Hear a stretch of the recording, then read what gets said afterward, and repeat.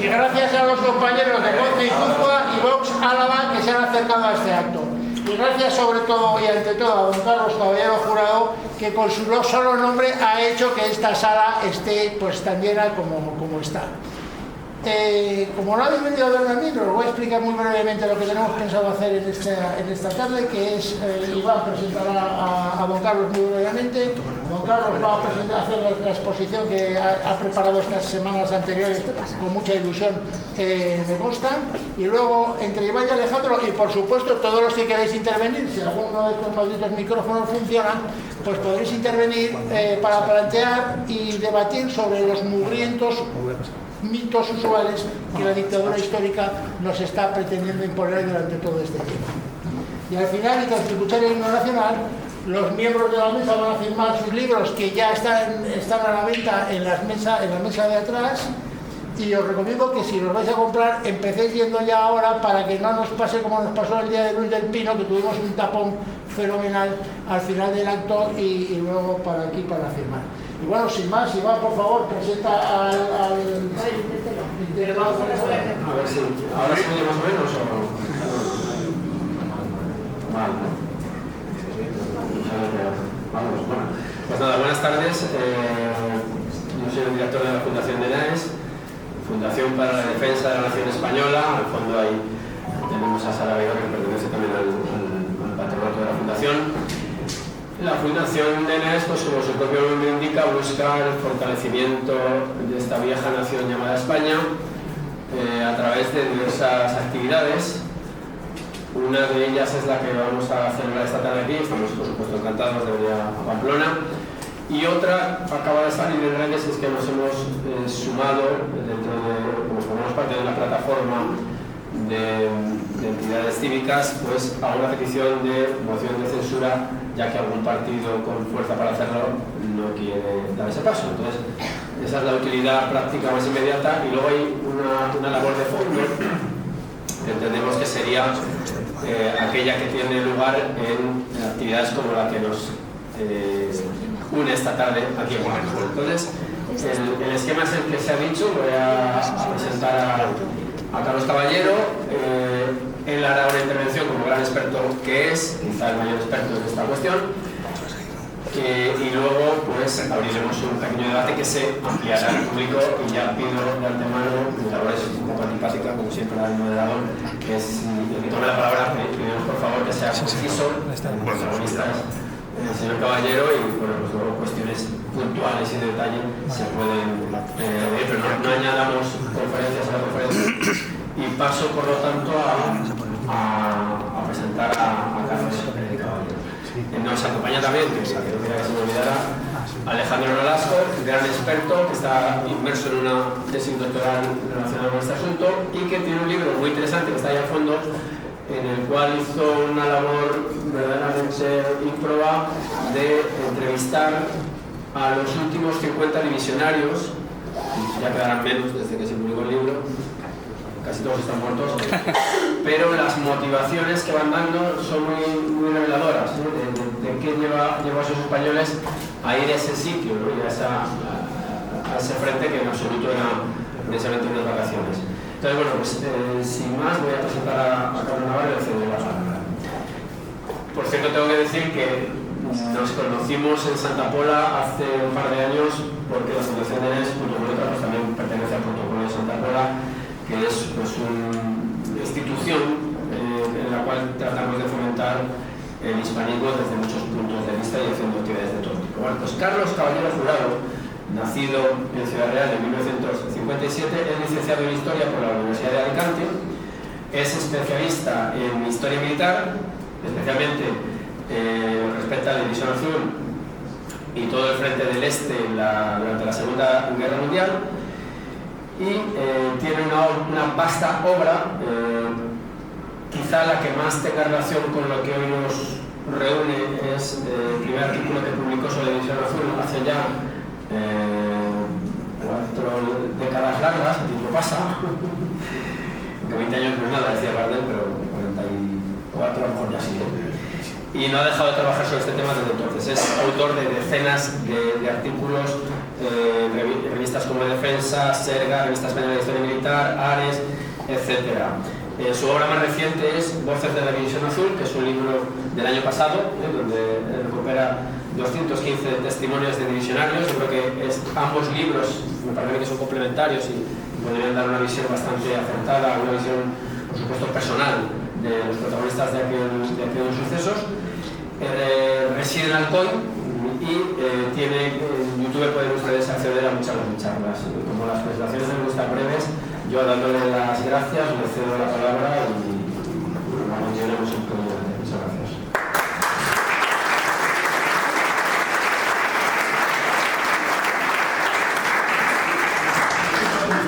Muchas gracias. ¿Se oye de verdad allá al fondo? Se oye sonido malo. Y si hablo así, ¿se me oye mejor? Me he ganado la vida hablando en clase. Si me dicen ustedes que al fondo me oyen, mejor, ¿no? Bueno, pues ya está. Bueno, hoy estamos aquí para hablar de navarros y vascos en la División Azul. Pero hay que empezar por otros navarros y otros vascos. Ustedes han tenido la desgracia de padecer, como solamente en Cataluña puede compararse a este caso, una manipulación histórica inconcebible, increíble, de unas proporciones colosales.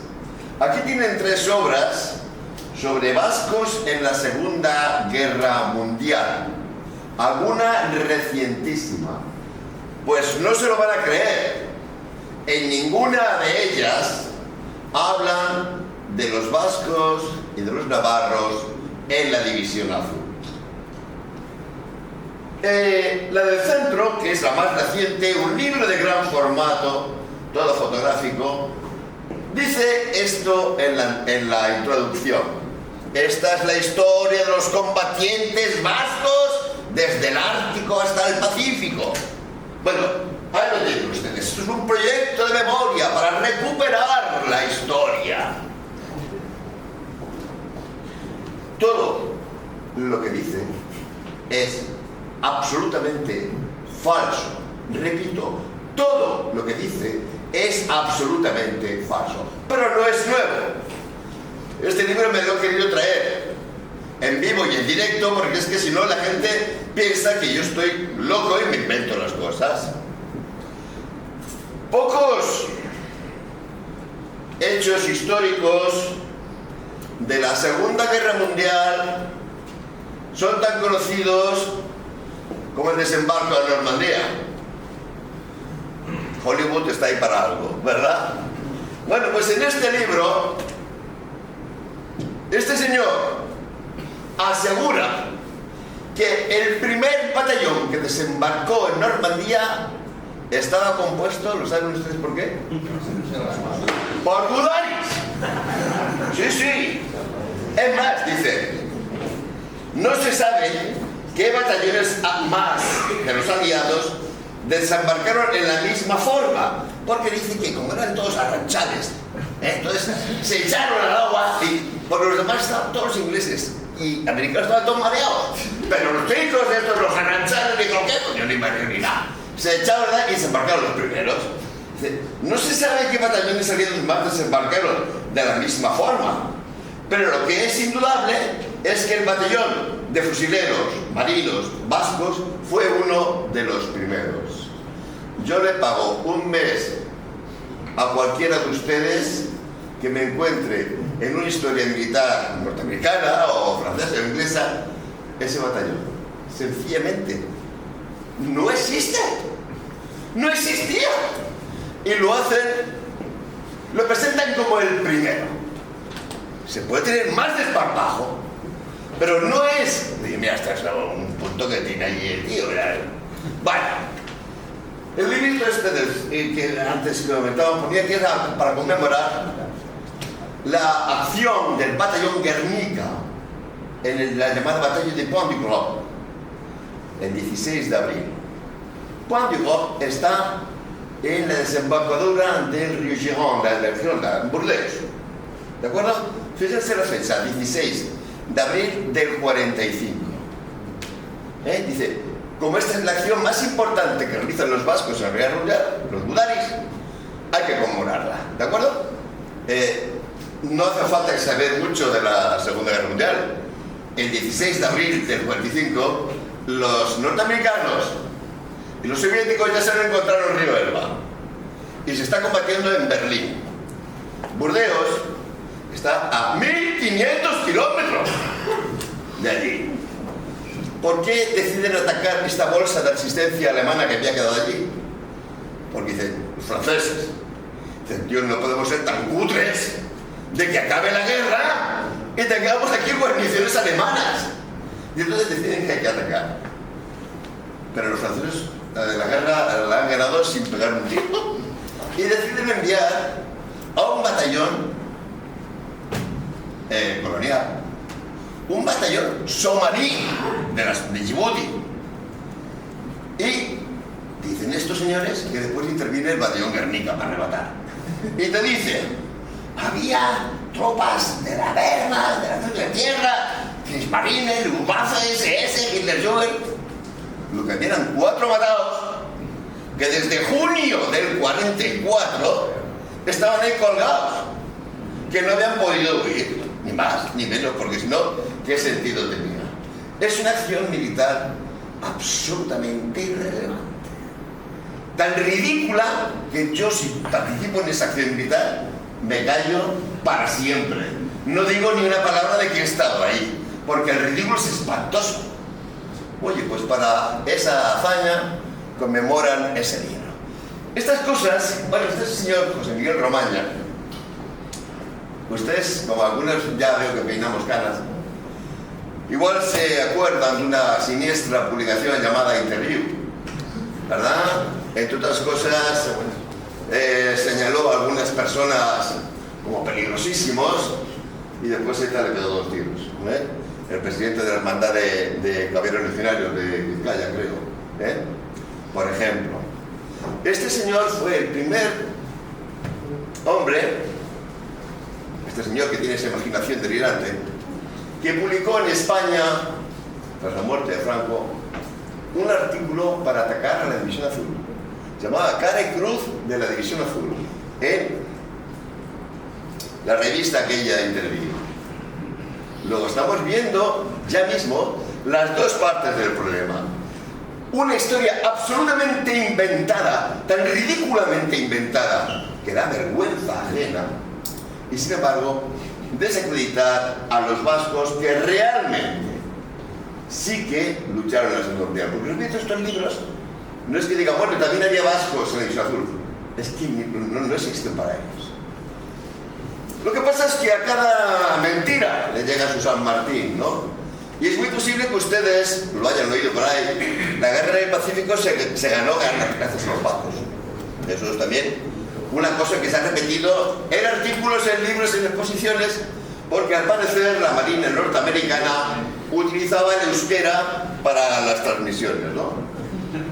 Bueno, estos señores han dedicado 17, son adversarios estos señores, han dedicado 17 años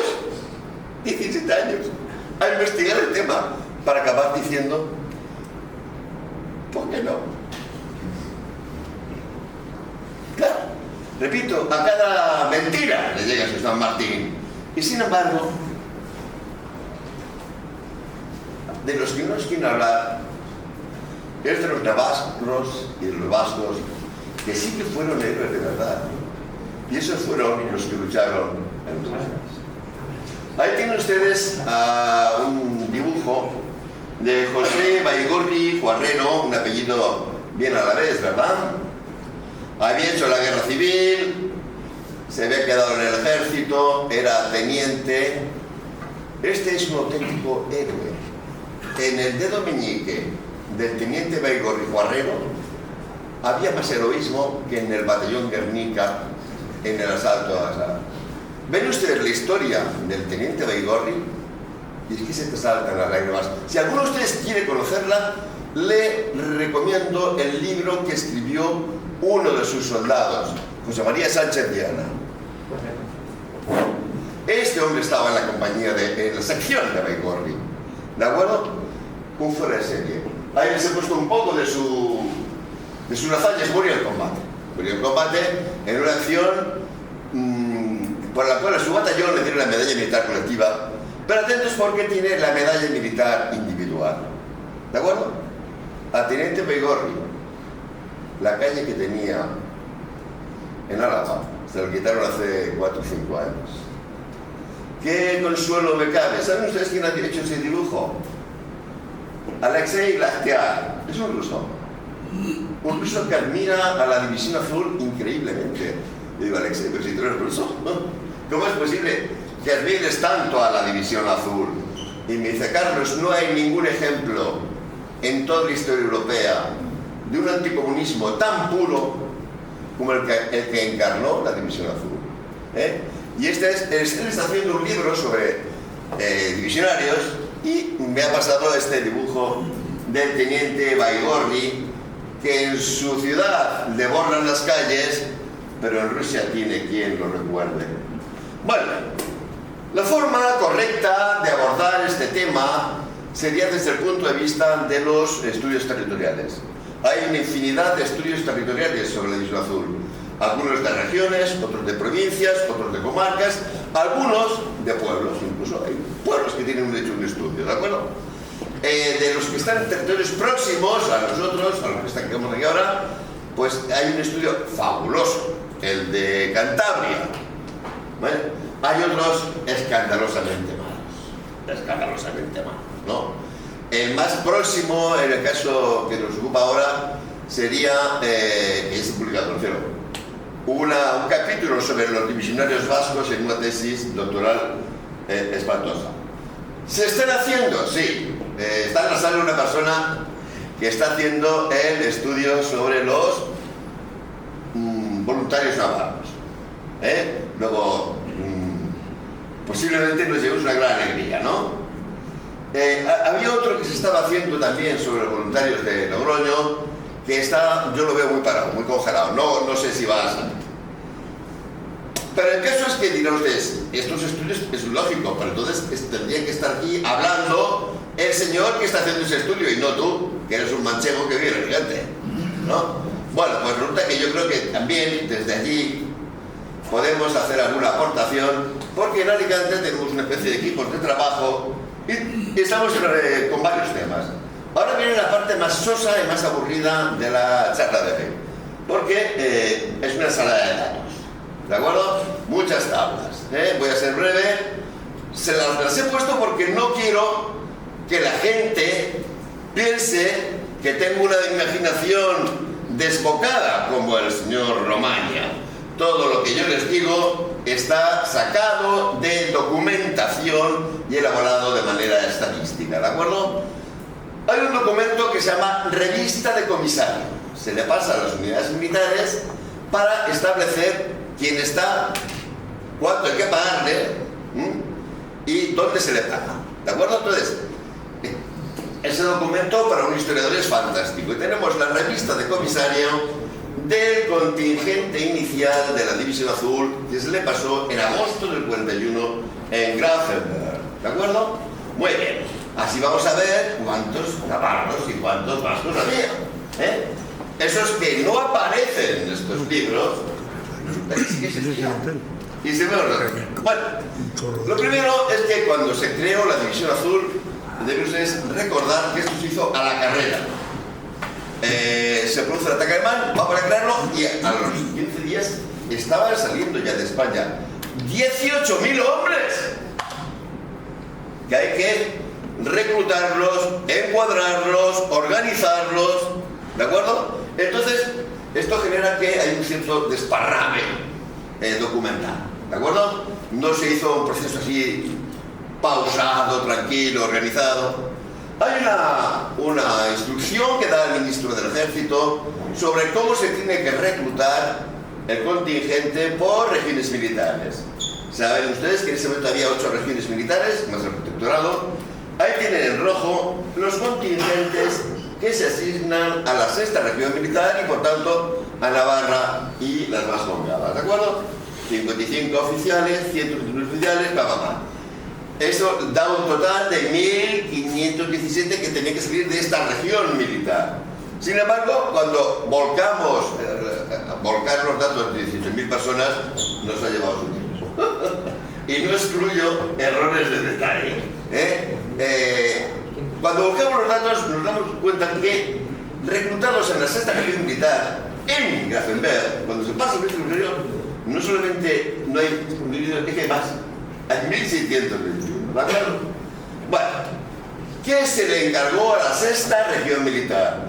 Que organizara un batallón de infantería, 2 secciones de cañones de infantería, 2 baterías de obuses y una compañía antitanque. Esto es lo que tenía que reclutarse aquí, ¿de acuerdo? Pero además se ordenó que estas otras fuerzas, en cuanto a zapadores, el grupo de sanidad y la compañía veterinaria, una vez reunidos o realizados sus efectivos, se congregaran en Vitoria para hacer la puesta a punto final, ¿de acuerdo? Bueno, como la documentación es a menudo confusa, y repito, esto se solucionó en 2 días, nos vamos a encontrar con varios datos. Por ejemplo, hay una lista que no tiene fecha, que informa a la Secretaría General del Movimiento de lo que se está reclutando en ese momento, se lleva reclutado en ese momento en cada provincia. La información es muy confusa y te das cuenta que las distintas provincias están reaccionando de una manera un poco desigual. Pero bueno, ya tienen ustedes, ahí pone que en Vizcaya ya se han alistado 601, en Guipúzcoa 205, en Álava, he puesto por un lado las provincias vascas y Navarra y por otro lado el resto de la sexta región militar. Muy bien, en ese documento estamos hablando de la gente que se está alistando. Ya tienes que había 1.419 personas a mitad del proceso de alistamiento y solo alistados en las jefaturas de milicias. Otro documento, este sin fecha, este ya es cuando la división está a punto de salir, informa de que los realmente encuadrados son 1.057. Pero otro documento posterior, que hace una especie de balanza general, dice que no, que fueron 1.161. Y ustedes, coño, aquí no había esto de la internet, de la informática, ni nada de esto, Esto era un poco... Vale. Quiero decirles, porque si ven ustedes que a veces los datos que manejo pueden parecer numéricamente contradictorios, no es porque no sepan sumar, es que los documentos a veces no es así, ¿verdad? Bueno, fíjense ustedes, la revista de comisario la cogemos, y vamos a empezar a explotarla. Lo primero que se nos ocurre es decir, oportunos filtros, ¿verdad? ¿Cuánta gente se ha listado en cada jefatura de milicias de Navarra y de las Vascongadas? Y mira la columna. Pero también dices, claro, pero también cuando se alista una unidad militar, el lugar más apropiado son los cuarteles. Luego vamos a ver cuánta gente se alista en los cuarteles en estos mismos territorios, ¿vale? Y nos da otra columna, la segunda columna, ¿de acuerdo? Sumamos, pero enseguida nos damos cuenta que son poco. Y lo que hacemos es otro procedimiento.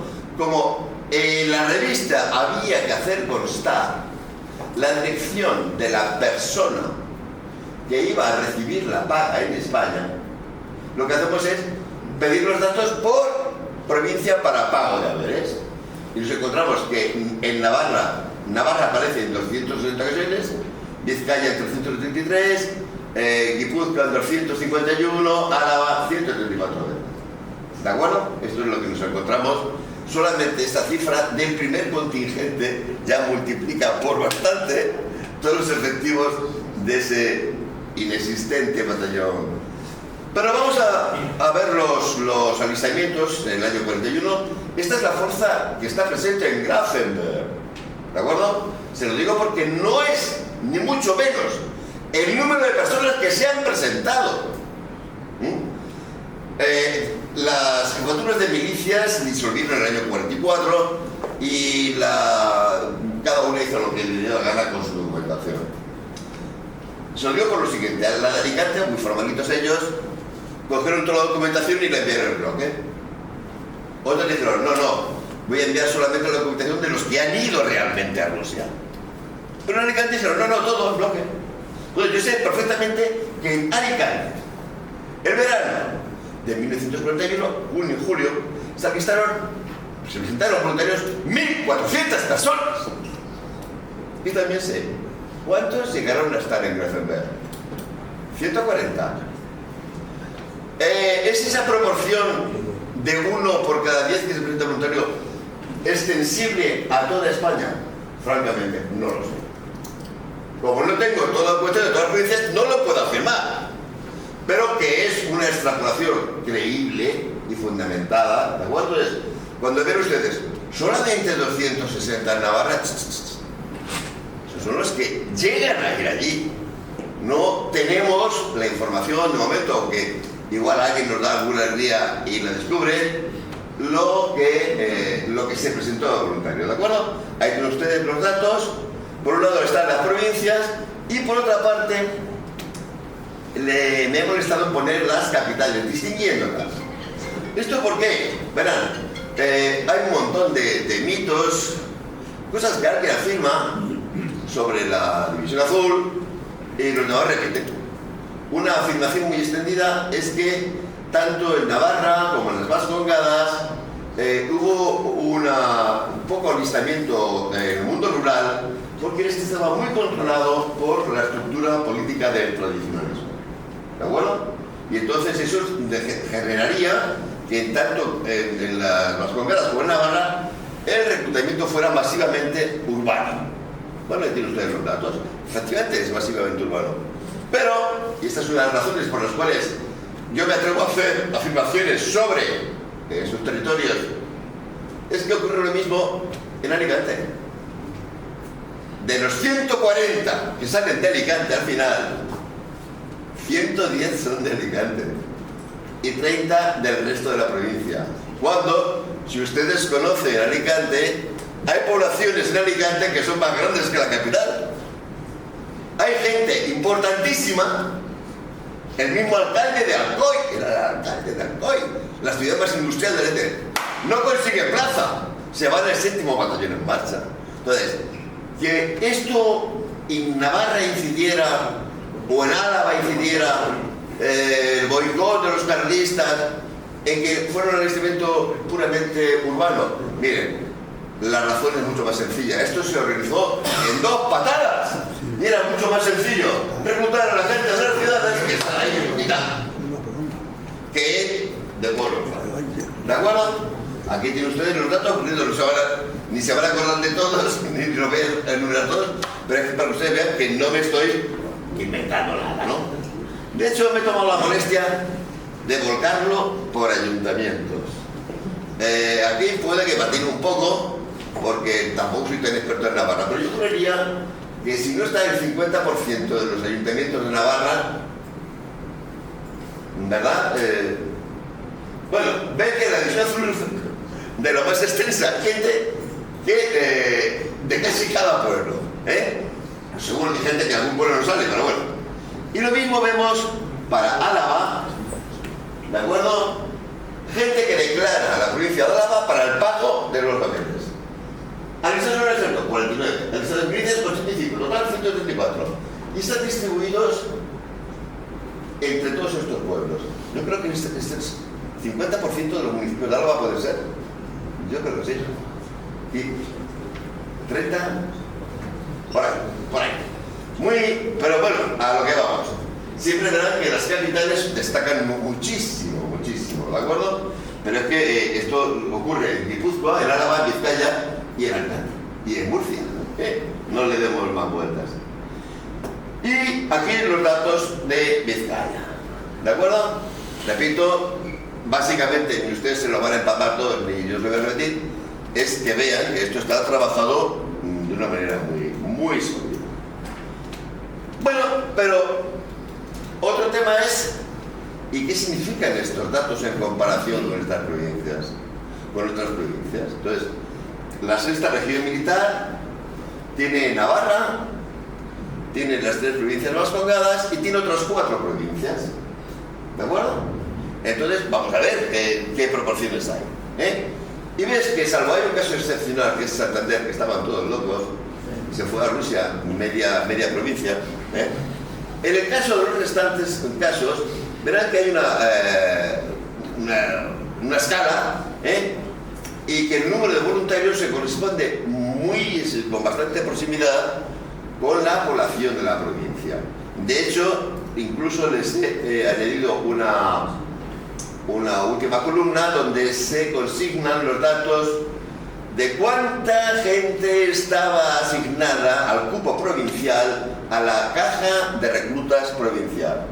Y vemos que no hay algo que les llame la atención ahí. ¿Por qué insisto en esto? Porque tesis queridísima del pensamiento Abertzale, la división azul, eso es una cosa de españoles. Los vascos y navarros no, somos demócratas por natura. No. Entonces, tú lees a la historiografía, por llamarla de alguna manera, nacionalista, catalana, o Abertzale, y sí, división azul, cosa de españoles. Porque nosotros, ya saben ustedes, hablando en vasco, ganamos la batalla del Pacífico y después desembarcamos en Normandía y rematamos la guerra mundial en la batalla de Poix-du-Grau. Repito, sí, hay mucho más alistamiento en Santander que en Vizcaya, pero es que en Santander estaba loco, se fue en media provincia, es una cuestión increíble, ¿no? Bueno, este sí que es un dato que cuando lo hemos analizado estadísticamente se nos han caído los palos del sombrajo. Proporción entre alistamientos es la gente que está realmente en Grafenberg, ¿de acuerdo? Y población. Ven ustedes que pone población en España sin islas. ¿Y por qué? Pobrecitos, los de las Canarias y las Baleares, ¿por qué los excluyes? Muy sencillo, se prohibió en función de las circunstancias estratégicas los alistamientos en los archipiélagos. Luego, para que la cifra corresponda, ¿de acuerdo? Entonces, ahora contamos la población peninsular y el personal presente en Grafenberg. Y nos sale que hay un voluntario por cada 1.365 españoles. Pero si contamos la población de las provincias más tocadas y los alistados representan en Grafenberg, resulta que es uno por cada 1.265. No solamente que se alistó a mucha gente, sino que en proporción. Y ahora les tengo que castigar a ustedes porque Navarra falló un poquito aquí. Navarra está por debajo de la proporción. ¿Y esto por qué? La razón es muy sencilla, en realidad es sencillísima. Se habló, no, van a ir, que tienen que ir excombatientes, tienen que ir... No, miren. La gente que ya había hecho su campaña contra el comunismo en España dijo, oye, yo ya lo he hecho, yo ya he hecho mi campaña. Ya veis los que lo han hecho, ¿no? Y claro, Navarra se debe volcar la guerra. Ni más, ni menos. O sea, yo por ejemplo que soy de Ciudad Real y que vivo en Alicante, ¿vale? Esas dos provincias quedaron en manos del Frente Popular hasta el último de la guerra. Hay una intemerata de alistamientos. ¿Por qué? Porque durante toda la guerra no pudieron luchar con los suyos, con los que ellos hubieran querido luchar. Se alistan en masa para la Isla Azul. Esto no ocurre en Navarra. ¿Entienden? No es, no, es muy sencillo. Si es que ya han hecho la guerra. Dice, bueno, pues que vayan los otros, los que no han hecho la guerra. ¿De acuerdo? Pero en fin. Yo hago constar el dato. Ya no sé si me van a invitar a cerrar. Bueno. También hemos analizado el tema por las categorías militares, ¿de acuerdo? Y de nuevo nos encontramos con que no hay nada que llame la atención esa presunta excepcionalidad vasca y navarra, ¿no? Hay algún dato chocante, por ejemplo, el porcentaje de suboficiales para Navarra es bastante más elevado del habitual, ¿no? Pero fuera de eso tampoco es una cuestión que llame mucho la atención. Repasamos un poquitín. La sexta región militar tiene estas 8 provincias. Les he marcado las que son objeto de estudio hoy, Navarra y las más colgadas, y las otras pues les prestaremos menos atención. ¿Qué había como administración territorial en cada una de esas provincias? Por lo típico, gobierno militar, hospital militar, intendencia militar, ¿no? Estas dependencias de administración militar normalmente dan muy pocos voluntarios, Otra cosa es la guarnición. La sexta región militar tiene un cuerpo de ejército, el cuerpo de ejército de Navarra, que tiene 2 divisiones. Cada cuerpo de ejército tiene una unidad, un cuerpo que se llama núcleo de tropas del cuerpo de ejército, con una serie de unidades, ahí las tienen, ¿verdad? Verán que pongo en un color crema las unidades que están acantonadas en ciudades de vascongadas. Y verán que pongo en amarillo las unidades que están acantonadas en territorio de Navarra, ¿de acuerdo? Hay 2 divisiones, el 61 y el 62. El 61 en Burgos, el 62. ¿De acuerdo? Pues ahí ven ustedes cuál es la guarnición. Y ahora vamos a ver, este es otro tema. Dicen, claro. No tenían suficientes voluntarios civiles y sacaron a la gente de los cuarteles. Esto se ha dicho hasta el aburrimiento. Se repite machaconamente. Hay gente que dice, en la División Azul, cuando llega la División Azul, a Grafenberg, hay 9.000 y picos gente que ha salido de los cuarteles, y una cifra un poquito mayor de las infaturas de Falange. ¿Lo veis? Falange no ha conseguido, será sinvergüenza e inmoral. Para empezar, de los cuarteles salen todos los mandos, para acabar. ¿De acuerdo? Y en segundo lugar, muchos de los soldados que están haciendo el servicio militar son igual de anticomunistas o igual de falangistas que la gente que se está alistando fuera. Miren, ahora voy a contar una historia personal. Yo me fui a vivir muy joven a Alicante y he conocido infinidad de voluntarios alicantinos. El más tremebundo de ellos, falangista, no que registrara la camisa azul en ningún momento de su vida. Vicente Mas, fue alcalde de Crevillent, una población importante. Vicente Mas se alistó en un regimiento de infantería en Lérida. El segundo, más falangista de Alicante, Pepe Villanadea, José Antonio Villanadea, lugarteniente de la Guardia de Franco, todo. ¿Dónde se alistó? En un regimiento de infantería en Alicante. Bueno, pero había otro que era una caña, Juanito Marco. Juanito Marco era el Pepito Grillo, pues estaba todo el día a sus camaradas, es que ya no hacemos la revolución nacional sindicalista y somos unos traidores. Pepito Grillo era la caña. El Pepito Grillo, digo, Juanito Marco, se había alistado en un regimiento de artillería en Barcelona. Y si quieren les digo 200 nombres más. Es mentira, totalmente mentira, que los chicos que se alistaban en los cuarteles fueran forzados. Tan voluntarios o más. ¿Por qué digo o más? Porque tenían que competir con muchos de sus compañeros. ¿Hubo que hacer sorteos para que hacen los cuarteles? Sí. De entre los que se habían presentado, elegir a los que iban. De los que se habían presentado, elegir. Muchos han dicho, no, reclutaban 1, 2, 3, 4, 5, un paso frente, 1, 2, 3, bueno, pues vamos a ver las cifras, ¿no? Si es que tenemos los datos, para eso hemos dedicado meses a volcar la base de datos, ¿de acuerdo? Miren, regimientos de infantería de esta región que estamos estudiando, ¿verdad? Un regimiento de infantería tiene 1.807 hombres. Si dicen, sacaron uno de cada 10, ¿cuántos saldrían? 180, ¿verdad? Pues vienen estos resultados. El regimiento 23 fueron 37, en el 24 fueron 46, en el 54 fueron 30, en el 21 fueron 28. ¿Qué pasó? Porque en cada regimiento, lo que sí que he observado, fíjense una cosa muy curiosa, donde hay más gente voluntaria es donde hay un capitán que se va a Rusia. ¿Por qué? No sé si ustedes conocen la vida militar un poco, pero un capitán es un semidios en su compañía, y es un poco el padre de la compañía.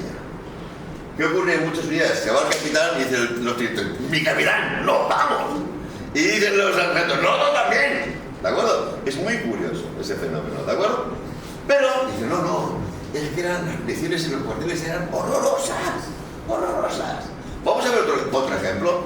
El regimiento de fortificaciones que estaba aquí en Navarra, es un regimiento que además tiene, para que ustedes puedan hacer estos comparativos, un regimiento de fortificaciones tiene la plantilla de 2.584 hombres. Y la vida es más dura que en un regimiento de infantería, porque ahí están todos ya pico y pala. ¿De acuerdo? El regimiento de fortificaciones número 1 es el que menos voluntarios ofrece. si fuera que se alistan porque están desesperados de la vida militar tan cutre, se habrían alistado en masa. Lo que ocurre es que como es un regimiento realmente poco marcial, porque esto de hacer pico y pala no es muy castrense y muy épico, pues no hay un ambiente adecuado y es donde menos gente se ofrece.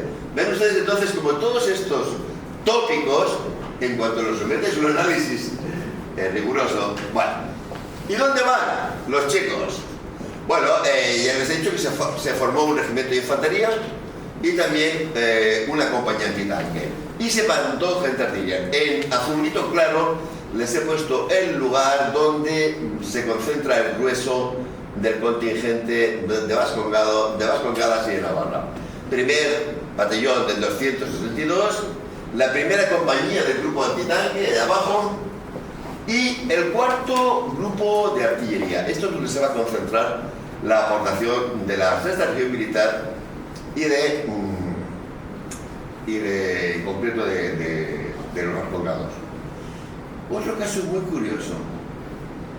Al hacer una tabla general para toda España, dices, ¿cuántos son los que se alistan en cada una de las provincias vascas por comparación con el resto de España? Resulta, repito, son de los alistados que están presentes en Crefember, hay 192 que se han alistado en Vizcaya. Eso la coloca en el número 15 del ranking. Guipúzcoa, después está mi tierra, Ciudad Real. Guipúzcoa está en 17 después de cerrar, ¿de acuerdo? Navarra está más abajo en la tabla, ocupa el lugar número 30. Y Álava con 81 en el número 32. Pero claro, vamos a darle otra vuelta de tuerca, vamos a compararlo con la población. Y resulta que entonces la que sube arriba de todo es Álava. Tiene poca gente, claro, porque hay poca gente nada, cojones. Entonces, resulta que Álava es la que ocupa la posición número 5 en aportación de voluntarios. Reclutados, repito, a través de la cultura de Falange. ¿De acuerdo? Entonces dicen, no, eso serían esas provincias de fascistas.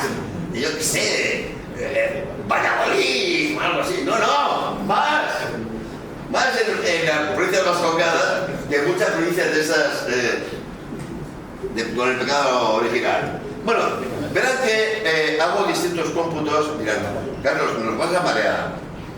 Quiero que esto le quede claro, que si alguno tiene buena retentiva y dice, siempre una cifra antes distinta. Es que hay tres tipos de cifras. En una columna, vale, ustedes, en una fila, hablo de los especialistas en milicias en el conjunto de España y declaran esa provincia para el PAN. ¿De acuerdo? Otra columna es los que se alistan en la jefatura de milicias de esa provincia, aunque después dicen, no, mi familia vive en Córdoba, a mí la paga me la mandan a Córdoba. Y la última, los que dicen, yo me alisto en Navarra y me lo pagan en Navarra. He escogido para trabajar los datos de la fila del medio. ¿Por qué? Porque en definitiva es la gente que sale junta. Y la gente que sale junta y pelea junta es la que genera un espíritu de compañerismo muy sólido. Porque puede haber uno que sea de tu mismo pueblo, pero si está en un grupo de artillería que está desplegado a 100 kilómetros, pues no hacen amistad con él, ¿no? Y entonces vamos a ver dónde fueron. Los chicos de Navarra se reparten, como pueden ver ustedes, básicamente en el primer batallón del 262 y son más fuertes en la segunda y sobre todo en la tercera compañía. Y después están repartidos un poco por el resto de los unidades, ¿de acuerdo? Los chicos de Álava son una caña. Estos se concentran en la segunda compañía del batallón 262. Ahí eran todos alaveses, todos riojanos. Bueno, más chocante aún lo que ocurre con los guipuchis. Los guipuchis están súper concentrados en la compañía del segundo de los dos. En el grupo de artillería hay muchísimos, en el cuarto grupo, y en una unidad que prácticamente la controlaban totalmente ellos. 43 hombres en la primera compañía de antitanques divisionarios. Lo subrayo porque, bueno, se está publicando mucho sobre la campaña de Rusia, sobre División Azul, y hay un libro fabuloso que se llama Con la primera de antitanques. Lo escribe un señor madrileño, se llama Jacinto Santamaría. Pero lo oyes cuando habla de sus compañeros guipuzcoanos y de historias absolutamente emocionantes, ¿no? Como que muere uno de los camaradas y a los 3 meses aparece su hermano. Y aparece y roba con Santiago, porque claro, al llegar a Luis le han dicho, no, tu hermano ya ha muerto. Tú quedas aquí en retaguardia, en transmisiones, lo que sea. No, yo quiero ir a acompañar a mi hermano. Y no para el señor hasta que ocupa el mismo puesto táctico que había ocupado su hermano. Uy, algo he hecho aquí, pegarle el énfasis. Ya vuelve. Vale. Les doy este dato porque a alguien le puede orientar. Dice, oye, chico, yo quiero saber, por ejemplo, soy de Bilbao y quiero saber dónde está la bilbaína. Pues no lo dude, que busque la documentación de la primera compañía del batallón 222, del 222. Ya ve usted, más bilbaitarra no puede tener. 81 en esta compañía, ¿no? Pero en fin, ahí los tienen, el resto también. Bueno, me concentro, ya estoy terminando esta parte coñazo de las estadísticas, la estoy terminando ya, Me concentro, en los navarros ahora. Estamos en Pamplona y ya vamos a hacer un momentito al lado. Si hago esto para todas las provincias, no terminamos tan tarde. Bueno, los navarros que se han alistado a través del ejército, casi todos lo hacen en unidades de la 6ª región militar, la región militar de Burgos. Pero los hay que se han alistado en unidades en la 1ª región militar, en Madrid, en Sevilla, en Marruecos, tal. A mí me llama mucho la atención los que se alistan haciendo el servicio militar en la 3ª región militar, que es Valencia, porque estoy convencido de que estos chicos fueron los que generaron esta empresa terrible que es la de Bill Bambús. Estos venían seguro a Vizcaya o a Navarra todos los fines de semana y volvían a cuartel. Y esto fomentó la aparición del Bill Bambús, que es el terror de las carreteras. ¿De acuerdo? Bueno, y después los navarros que se alistan en jefaturas de milicias. Bueno, pues también nada sorprendente, ¿verdad? La mayor parte en Navarra, algunos en San Sebastián, en Bilbao, Europa, y un poquitín por todas partes. ¿De acuerdo? Luego, ven un poco este sitio. Bueno, todo lo que les he dicho se refiere a la revista de comisarios del contingente inicial, ¿de acuerdo? Pero después se abrieron miles de hombres más en los llamados batallones en marcha. ¿Por qué no les ofrezco datos sobre ellos? Porque no los tenemos. Me refiero a que hay batallones en marcha de los cuales tenemos una documentación completa y exacta, y de otros de los que no tenemos nada, y de otros de los que tenemos fragmentaria. Seguimos investigando a ver si encontramos más documentación, y cuando salga haremos esta parte del estudio, ¿de acuerdo? Pero no se va a ir mucho de esto, ¿entienden? Claro, lo que ustedes han visto es que no hay una excepción vasca, no hay una excepción navarra. Los vascos y los navarros están presentes en la División Azul en cantidades ingentes. Unos alistados aquí, otros alistados en el resto de España. Pero, este sistema que he empleado es incompleto. ¿Recuerdan al teniente Baigorri? Con este estudio nunca hubiéramos detectado al teniente Baigorri, porque el teniente Baigorri estaba destinado en Sevilla, y para el pago de sus haberes designó una localidad, Sevilla, donde vivía. No se alistó en Vitoria, no procedía a... Y sin embargo, a alguien le cabe duda de que el teniente Baigorri era vasco. ¿De acuerdo? Muy bien. Está pendiente de realización y algún día lo tendremos. Este es un tema que sale mucho. Si afectó el veto que hicieron las jerarquías carlistas a la División Azul. No es un veto caprichoso, y tiene que ver con que el sector azul, Falange, quiso monopolizar totalmente el tema. De hecho, los he por los documentos. cuando la Diputación General de Navarra envía una declaración de simpatía al gobierno alemán por haber iniciado la campaña contra el comunismo, Serrano Suñer da orden de vetar la difusión de esa nota. Sabemos que Falconde da orden de no alistarse en la división. Y eso ha conducido a que mucha gente diga no hubo carlistas en la división azul. Incluso con un punto así de ironía dicen, fueron los requé 3. No.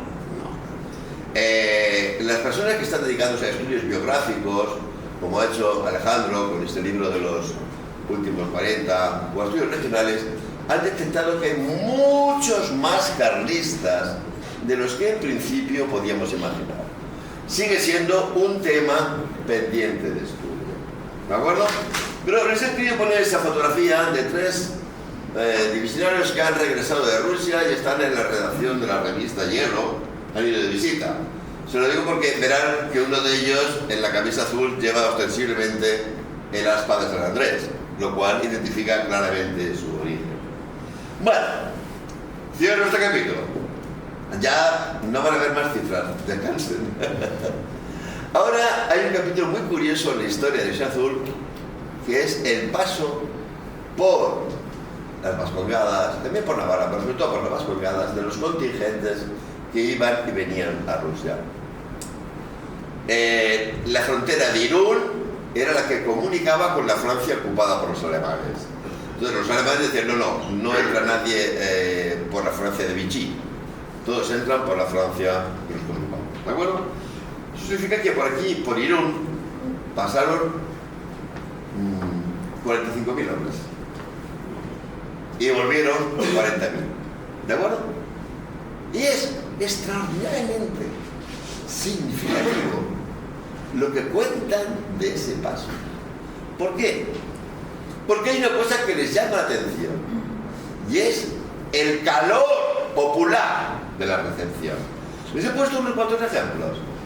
No sé si se leen de los que ustedes saben, pero por ejemplo, este chico Juan García Carmona, jiennense, 14 compañía del 269, que fue el contingente inicial, dice, Vitoria y San Sebastián compitieron en muchedumbres, en agasajos, en simpatía, en apoyo.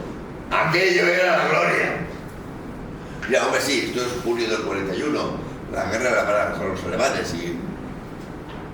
Bueno, Gaspar Ledesma, un madrileño que sale ya con un batallón en marcha en enero del 42, pero los alemanes han sido derrotados en Moscú y se sabe que la guerra no se va a acabar mañana y estos niños ya están en guerra. Los concentran en San Sebastián y al general los despide con una frase: no os deseo la vuelta, sino la gloria. Todo esto lo tiene usted ahí, ¿no? Pero lo que anota Gaspar Ledesma es: media San Sebastián estaba congregada en la estación para despedir. Un caído, el teniente segoviano Guillermo Hernández Blanco, 6º batallón en marcha, abril del 42, su diario. Dice: entre vivas y aclamaciones he pasado un rato de emoción enorme. No sé si por la despedida tan cariñosa de la gente, a pesar de la hora tan intempestiva. ¿De acuerdo? El himno nacional oído con verdadera devoción y los vivas España que eran gritos del alma me han hecho correr lágrimas. Pero bueno, aún están los romanos medio ganando la guerra. Marzo del 43, Pedro Bejarano. Este es un señor murciano. Se alistó 2 veces, un primer turno y después volvió, ¿de acuerdo? Marzo del 43. Se lo digo porque los norteamericanos ya han desembarcado en Marruecos, ¿de acuerdo? Hemos llegado a San Sebastián. Es muy temprano todavía, sin embargo, numeroso público está en los andenes y nos recibe cariñosamente.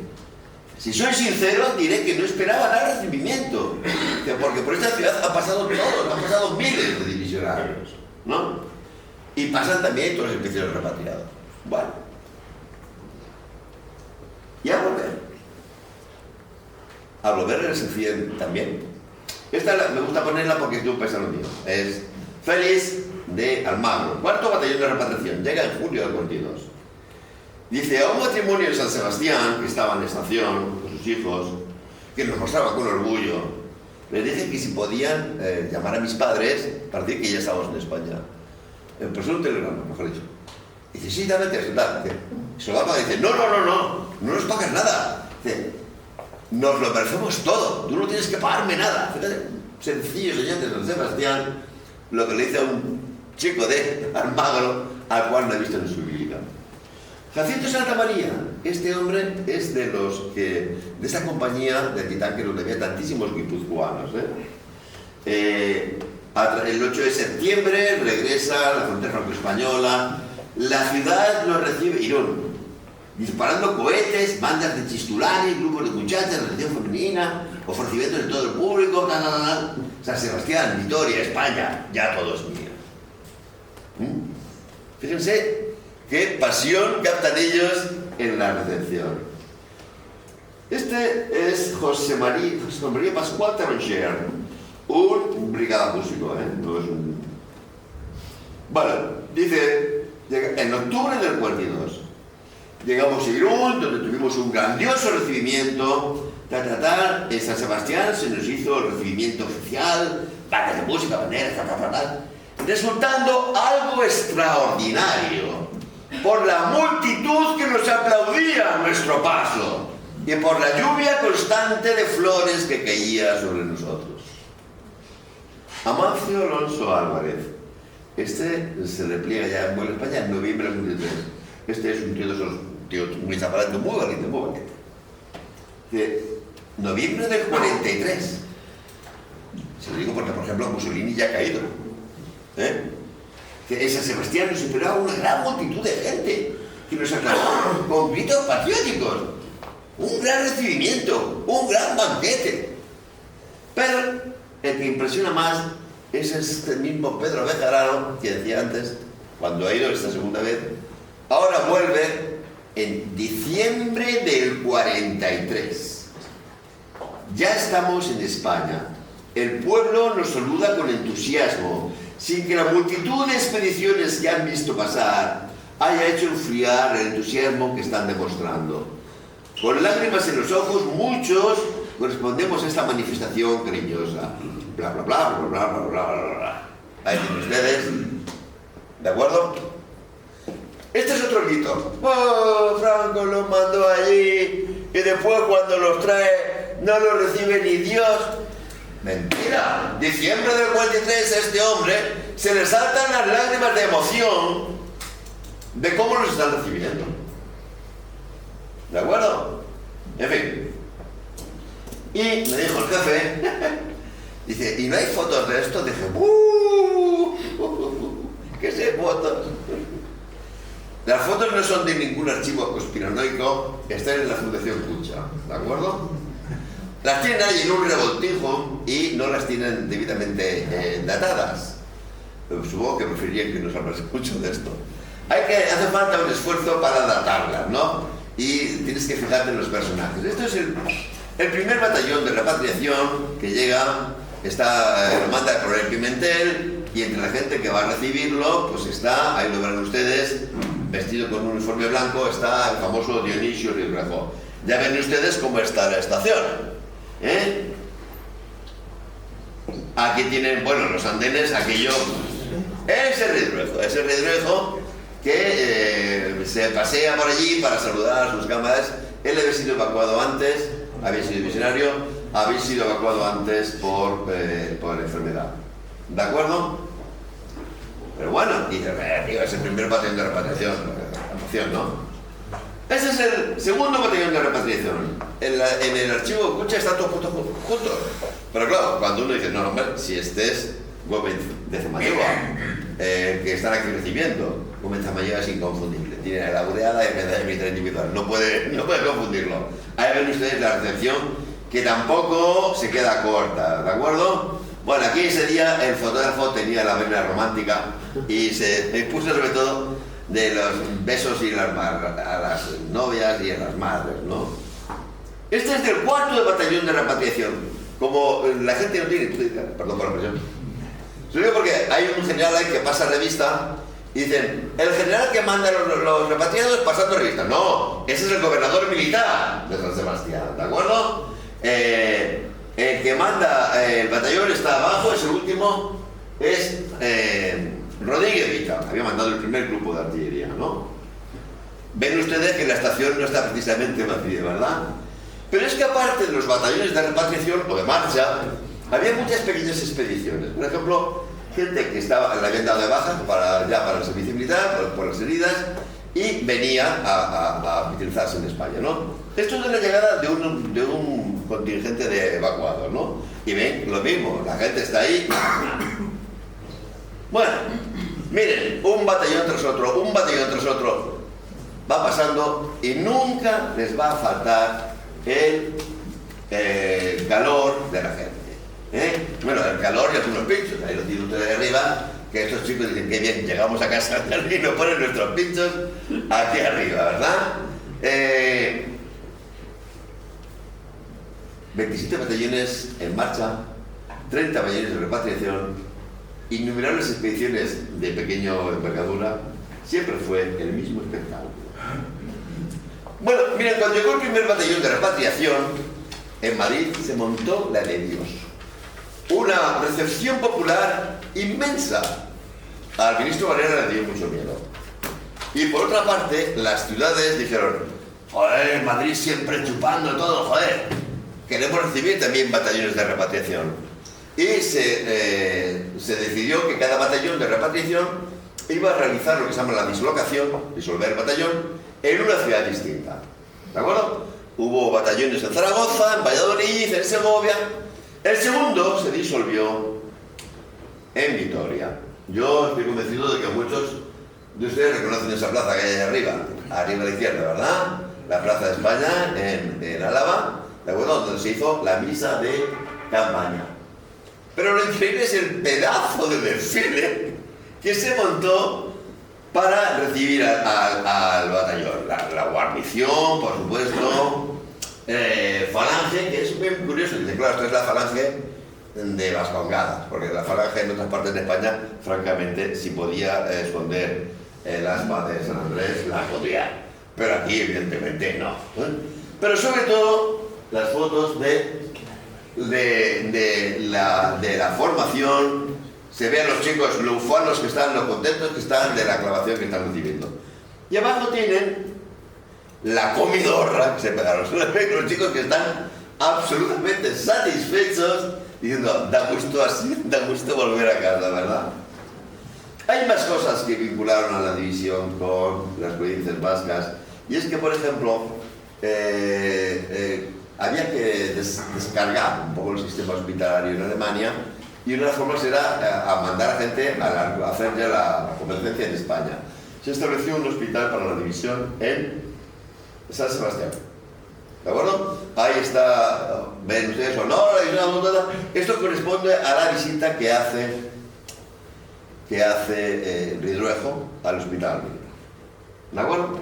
Luego ven ustedes que, aparte de todo, lo hemos visto al principio, que hay muchos más vascos y muchísimos más navarros en la División Azul de los que quieren reconocer, los que se dedican a escamotear la historia y a deformarla con mentiras increíbles. Otro ejemplo que tenemos que ver es eso, el clamor popular ante el paso de los divisionarios. Después está un tema claro, y bueno, Carlos, háblanos de navarros y de vascos en concreto en la división. Miren, es que no es mi tema.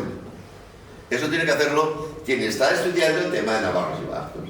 Entonces yo simplemente, en cuanto me dijo José María, dije, sí, claro, que hay un montón.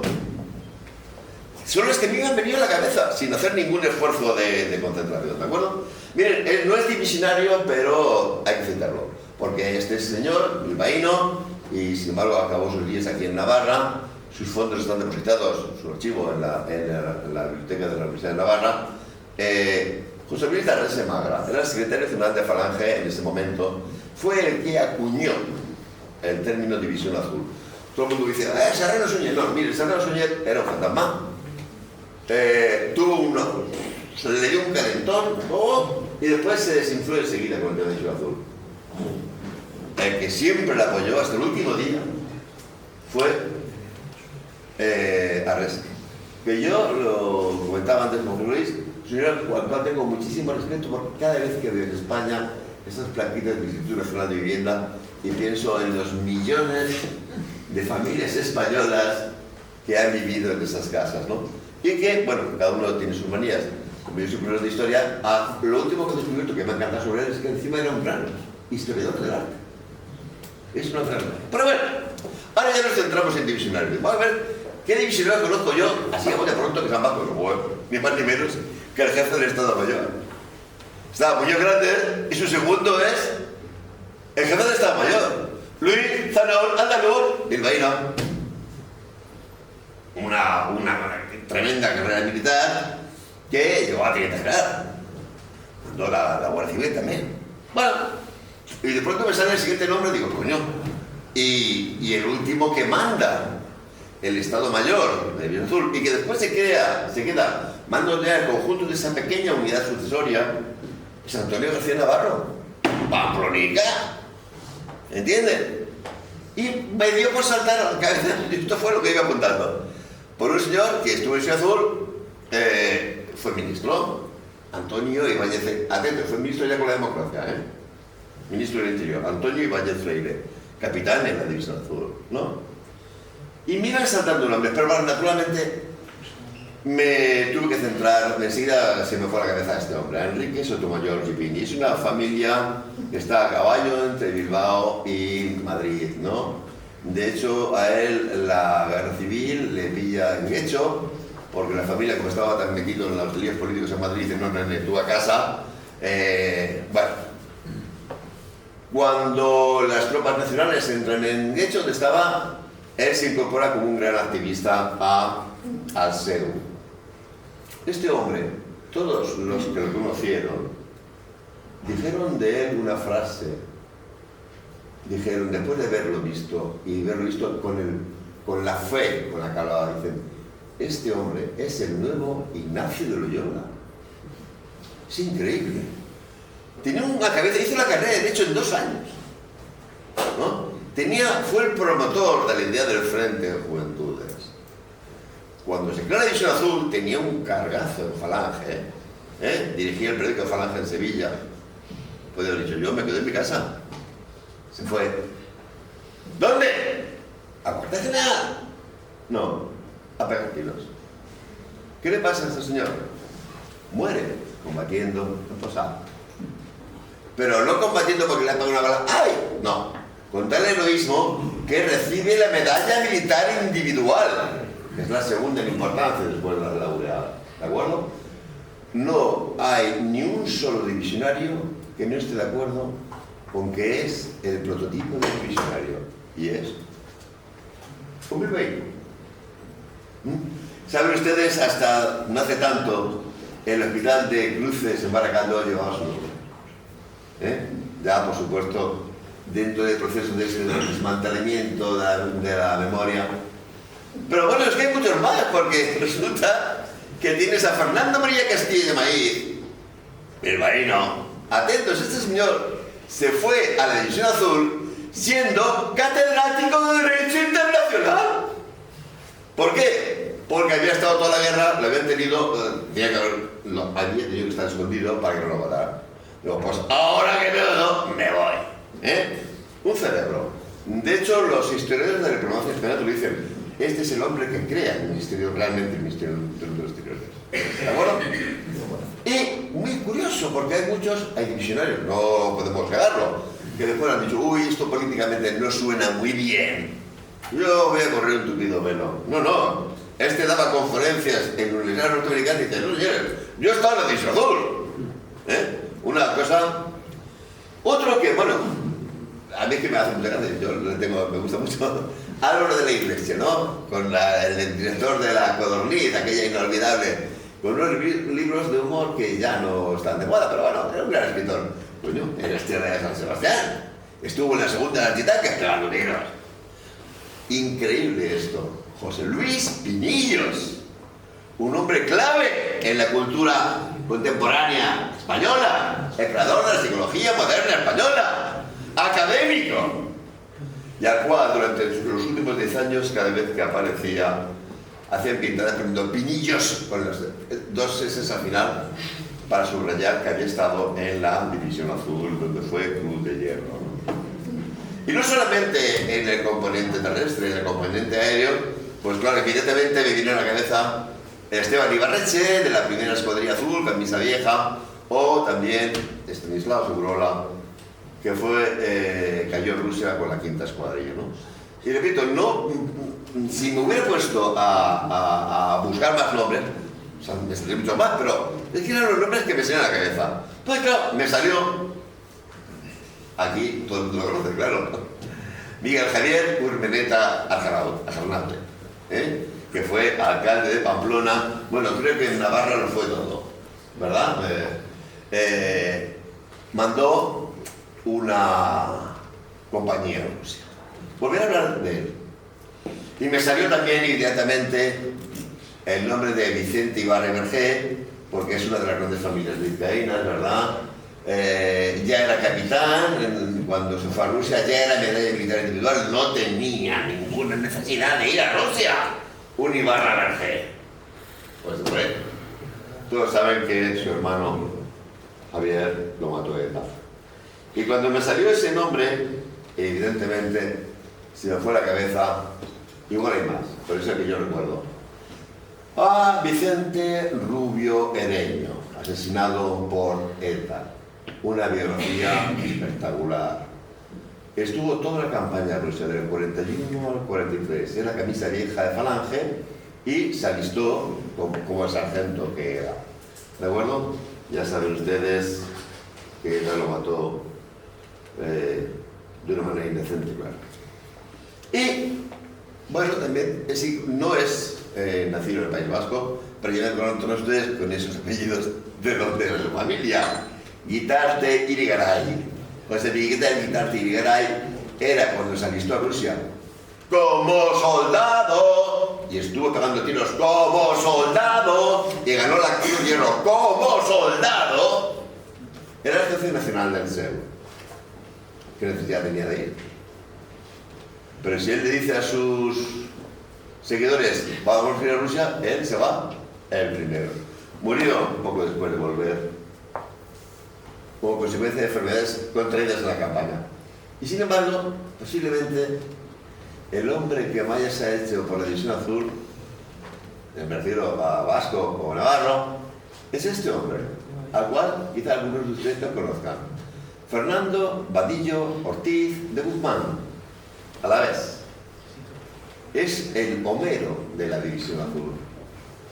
Autor de 6 libros donde se narra toda su historia. ¿Por qué es tan importante? Miren, en los años 70 se había instalado un tremendo pesimismo y todo el mundo daba por hecho que la izquierda iba a barrer todo, en todas partes, ¿no?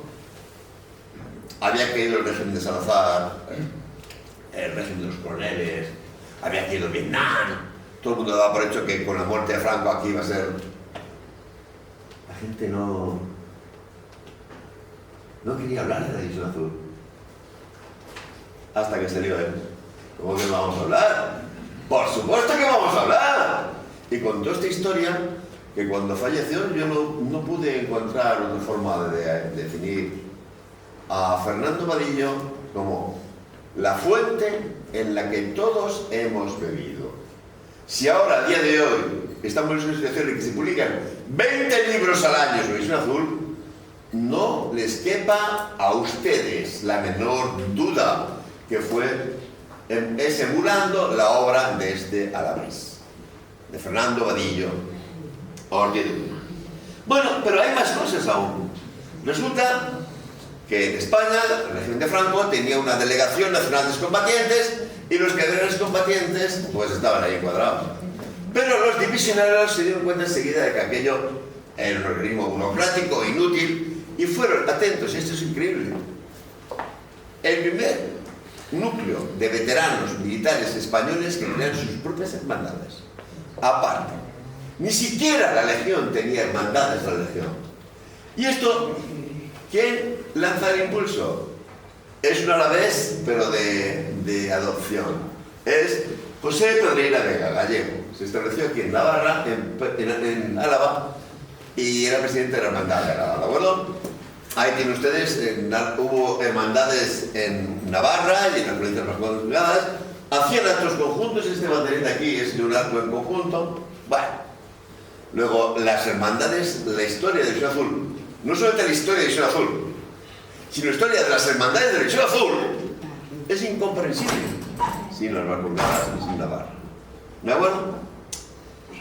Y vuelvo a decirles el problema de estudiar estos temas. Porque este señor, que es más vasco que nadie, resulta que posiblemente quienes estudien el País Vasco no lo encuentren. ¿Por qué? Porque era un vasco muy elegantimizado. Había hecho la guerra civil, como alférez, pero dejó el ejército acabar, ¿no?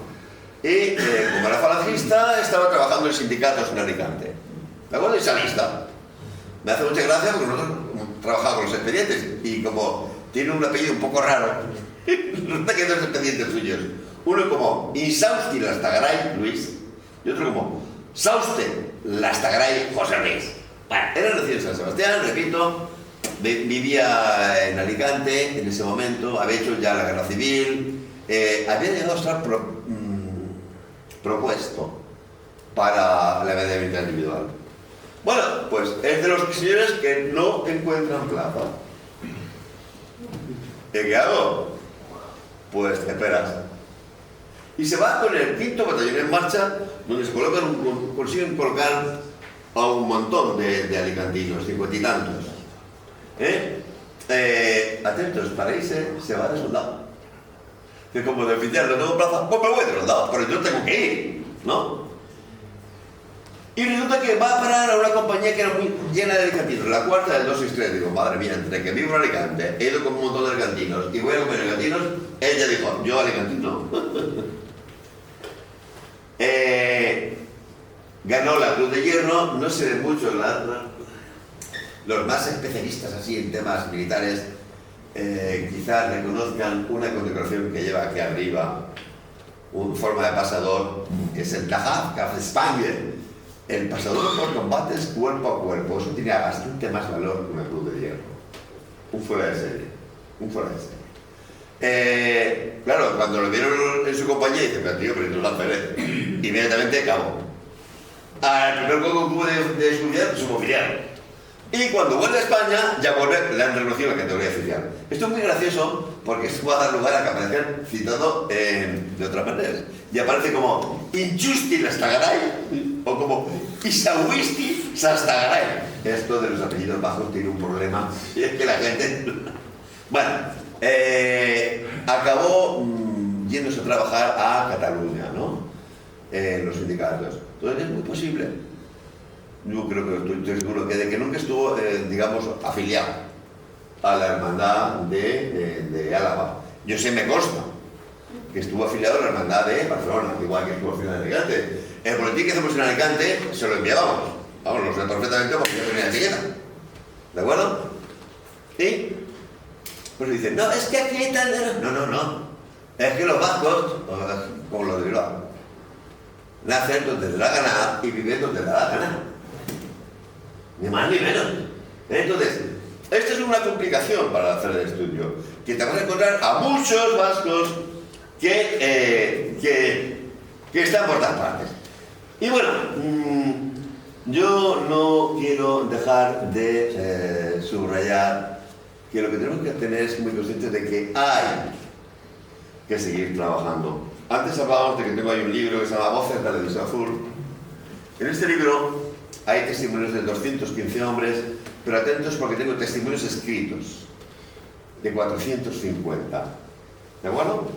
Y me he vuelto loco buscando testimonios. Y me he encontrado con este texto de un periodista a la vez, Bernardino Merino, que habla de un joven llamado Santiago Velasco Tejero.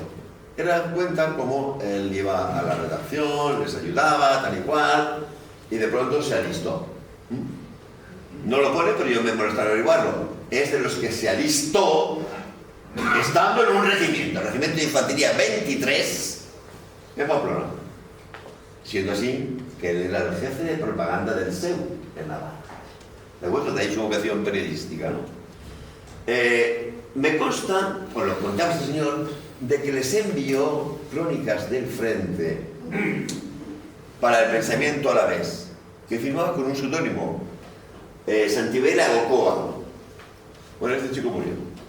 Ya lo habrán ustedes intuido, ¿no?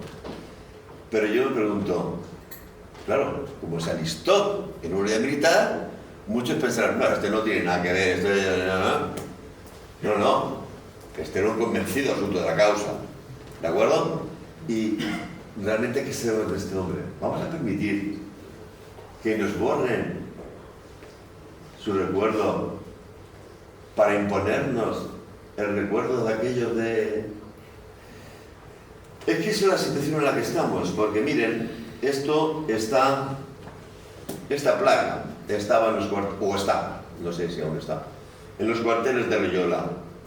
En los cuarteles de Loyola estuvo acantonado durante muchos años el Regimiento Mixto de Ingenieros número 6.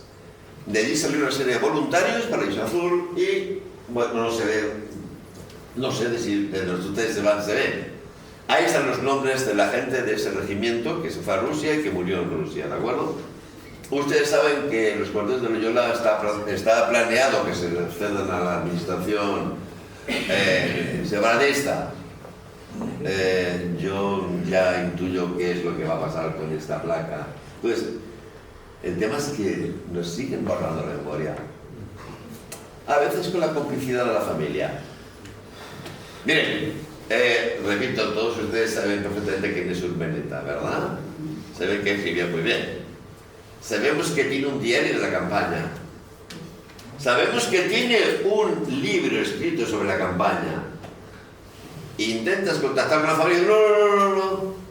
Eso está perdido, eso no existe. Cuando eso se llegó a publicar.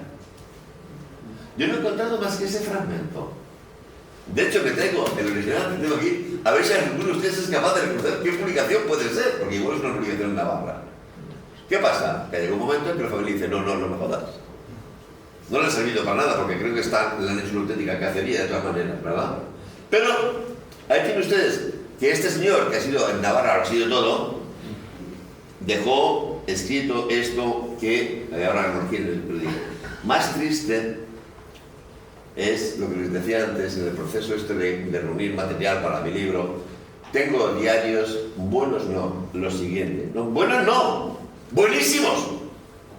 De familia que me ha dicho, toma Carlos, para ti. Por favor, utiliza todos los datos. No lo critiques. Porque en esta familia hemos tenido 3 personas que han aparecido en listas de objetivos de ETA. Tú sacas todos los datos que quieras, pero no cites el nombre. No falta más que eso para que vayan a por nosotros. Bueno, pues ha habido ese caso. Hay otras familias que, en cambio, nos hacen llegar los diarios y nos permiten publicarlos. Y en Alicante tenemos este pequeño boletín, la Hermandad de Alicante tiene este pequeño boletín que, bueno, pues tiene su aquel, porque va por el número 700... Sí. El número 792-793, se dice pronto. O sea, muy buenos no sé, pero cansinos sobran. A cansinos no nos gana nadie. Se lo digo porque últimamente como me llamaron para esta conferencia, me puse a rebuscar y digo, si tenemos estos 2 diarios que no están publicados, pues ya saben, voy a publicarlos. Y son absolutamente conmovedores, porque mientras que esos sinvergüenzas, estafadores, se inventan esas batallas que no han existido, aquí lo que ves es a un chico que en julio se va a Rusia. Y claro, cuando viene a decir, pues claro, esto es España y aquí hay que mandar a la madre. Y le dicen, vigilado, ¿puedo ir a despedir a mi madre?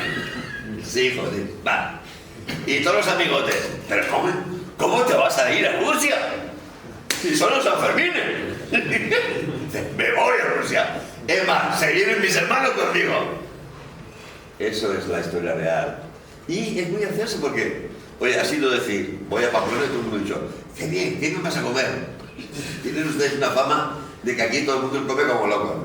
Se lo digo porque es increíble. Este era el oficial de órdenes del general, no era un Minduki, no era un todo primero. ¿Saben de qué habla? De la hambre que pasaba. Se dice, no, si iban por... Bueno, estamos nosotros, lo que podemos, lo hacemos.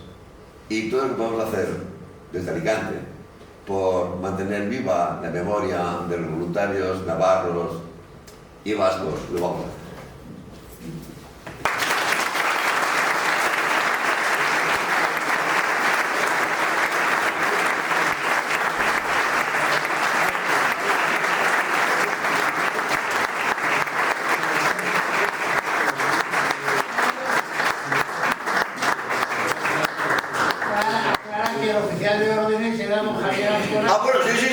Perdón, estos 2 guiones que hemos empezado a publicar, uno es el oficial de órdenes, don Javier Azcona, de Tafalla, que utilizó, esto es increíble, porque se utilizaba enchufe para pedir plazas. Entonces, jefe, oficial de órdenes general, mi general, que se vengan mis hermanos, que se vengan mis hermanos.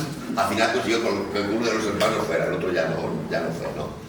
Y el otro también es un testimonio absolutamente conmovedor de un sargento médico, Pérez Vidogreta. Se te saltan las lágrimas con ese testimonio, porque está en una guerra, está palmando un montón de gente, y ves cómo el pobre hombre está empeñado en asistir hasta el último civil ruso de la zona donde está desplegado su batallón, y gente que, bueno, ha habido un bombardeo, unas esquilas de metralla, ha ido los alemanes, no, y él le hace la operación y sale súper emocionante, de verdad.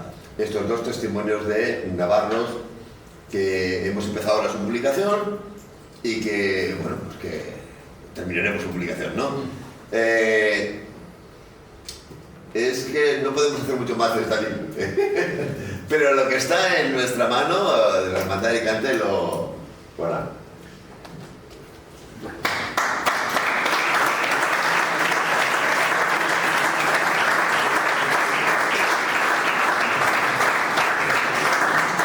Pues, bueno, yo creo que es impresionante la conferencia que nos acaba de regalar nuestro invitado. Yo le voy a hacer un par de brevísimas preguntas. Le cederé la palabra a otro especialista y luego abrimos un turno de palabra, insisto, con lo de la concesión, por favor. Vamos a ver, a mí hay una cosa que me uno de estos mitos, ¿no? El tema de las motivaciones. ¿Qué pesó más en la motivación para ir al frente de Rusia? Factores religiosos, trasfondo carlista de muchos de ellos, en este caso navarro y vasco en gran medida, o factores estrictamente, aunque no está totalmente desligado, antimarxista, en el sentido de combatir una de las grandes ideas del momento enfrentada a otra de las grandes ideas del momento que chocan en ese frente. ¿Cuál dirías tú que era, o qué proporciones crees que podría haber entre ambas motivaciones? Y yo ya con esto me callo. Mira, estamos hablando de aquí, ¿verdad? De Vascongadas y de Navarra, que tiene unas vivencias culturales. Aquí hay una fuerza del tradicionalismo carlista que en otras partes de España no la hay. Pero os recuerdo que el Reino de Valencia también es una región con mucho carlismo. Y por ejemplo, a mí hay unos textos que más me han impresionado, que es de un carlista valenciano que, bueno, virulentamente anticomunista, se va a Rusia, y él lo cuenta. Dice que uno de los camaradas de su batería le pregunta: oye, ¿qué le hicieron a tu familia los rojos para que tengas tanta ganas de luchar, no? O sea, a mi familia nada, a la Virgen de mi pueblo todo. Habían arrasado el santuario, etcétera, etcétera. Entonces, sí, aquí hay un componente de tipo religioso. En otras partes la gente en parte es creída, pero evidentemente en el tradicionalismo el componente religioso es muy fuerte. Entonces yo creo que sí, no es extrapolable a toda España, pero para esta región debió tener un peso muy importante. Bueno, pues muchas gracias a todos. Yo voy a ser bastante breve porque ya Carlos ha dicho el 95% de todo lo que se puede decir y la verdad es que es muy interesante, ¿no? Yo voy a hablar rápido y voy a contar 4 cosas. Yo creo que cuando hice este trabajo de las entrevistas de los últimos 50 divisionarios, tengo que hablar más alto, ¿no? Sí. O coge el micrófono. Es que no se va a oír.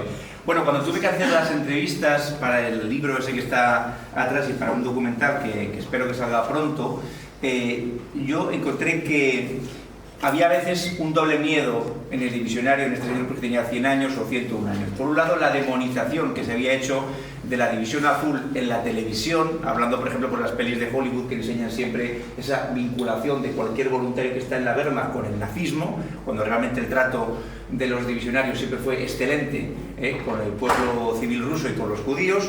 Y luego también, si eras de Bilbao, de Pamplona, o tal, era más todavía, de los que fueron, 300 más o menos, de Teruel a la división azul, hablas con las familias y algunos te dicen no, fue porque se comía mal aquí, porque no había dinero, porque pasaba hambre. Hombre, acabas de pasar la guerra civil en Teruel, que no fue precisamente light, y te vas ahora a Rusia a pasar más hambre y ya está. Bueno, pues cuando miras el historial y vas al archivo de Ávila y haces unos viajes que yo a Ávila ya le tengo un poco de manía, porque claro, siempre son 4 horas de ir, de volver, o sea, aunque es una ciudad preciosa, pues entonces yo miro el expediente 1A1, donde estuvo, y te llevas la grata sorpresa de que de los 300, 250 tenían pasado falangista, 250, camisas viejas, que habían sido apresados en la comandancia del seminario en Teruel y habían estado luego presos de los republicanos en el último año de guerra, que habían matado a sus padres, los republicanos. Y luego te encuentras también que los otros 50 que se alistaron desde el ejército, por poner un ejemplo,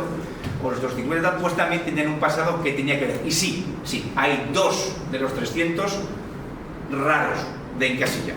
Uno estaba en la cárcel por ser del OGT y el otro tal. Uno, ¿qué pasó? Fue un error, este hombre, no lo sé qué pasó. Digo, en el libro sí que ustedes tienen ahí, entrevisté a un señor que era lo más rojo del mundo, que era de la CNT y que luego se alistó a Falange porque dijo que la Falange defendía mejor los derechos del trabajador que los de la CNT. O sea, pasó de la CNT a ser falangista. Bueno, pues eso pasaba, no lo sé lo que pasó.